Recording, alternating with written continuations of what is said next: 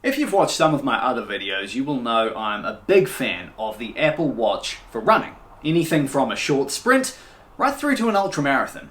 And if you have a keen eye, as some other viewers of my channel do, you will notice this is not an Apple Watch. I've said before, and I still believe the Apple Watch is a terrific Wii device. Paired with WorkOutDoors, a £6 running app that quite frankly is an essential addition if you're using your Apple Watch for running, it competes with some of the top running watches out there on functionality. So, why the switch?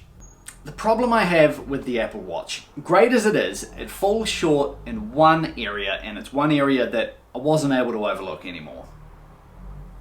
Even with the tips I shared in my other video, can the Apple Watch handle an ultramarathon? Spoiler, yes. It wasn't quite giving me the performance I wanted it to. At the end of long runs or some hikes, the battery was starting to waver, and I'd come to rely on it for my metrics and often my map too. And a dead watch is effectively a paperweight. Now, there is a good reason for the battery shortfalls, an unavoidable one really.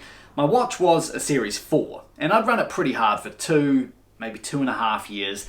The battery was past its best, as happens to all electronic devices over time. A simple solution would have been to just pick up a new one, a Series 5 or a Series 6, but to me they just didn't have enough new about them to warrant an upgrade. They hadn't fixed the fundamental issues, like the battery life. So instead, I've said goodbye to the Apple Watch for now. Currently, I'm using a Coros Apex 42mm, small wrists, and I love it. However, it is a very different device. If you've watched that video I keep referencing, you will remember this. Do you want something specific to running that'll handle race day perfectly and has some features of a smartwatch? Or do you want all the features of a smartwatch that will do most runs okay, but might struggle when it comes to race day?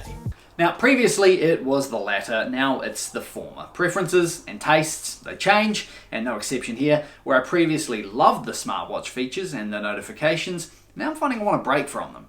Before, I was happy with charging on the daily, and now I want a charge that goes the distance. The Apex delivers on that. It can still send me the notifications I want, but I can't interact with them. The intervals, workouts, customization, and maps that I love from WorkOutDoors, they are there. Not quite the same, not quite as good, but they do the job. The battery life, though, that is something else.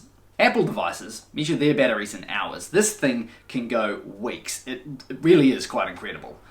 The Apex is not perfect, but it suits what I need for right now. Will I switch back to the Apple Watch? Maybe one day. We'll see what they do with the Series 7 first.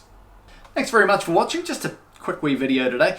Be sure to subscribe if you've not already, and if you'd like a more in-depth look at the Coros Apex, do let me know in the comments below. Feeling that UK heatwave today, so we're on a nice, refreshing Isle of Raasay gin and tonic. Sláinte.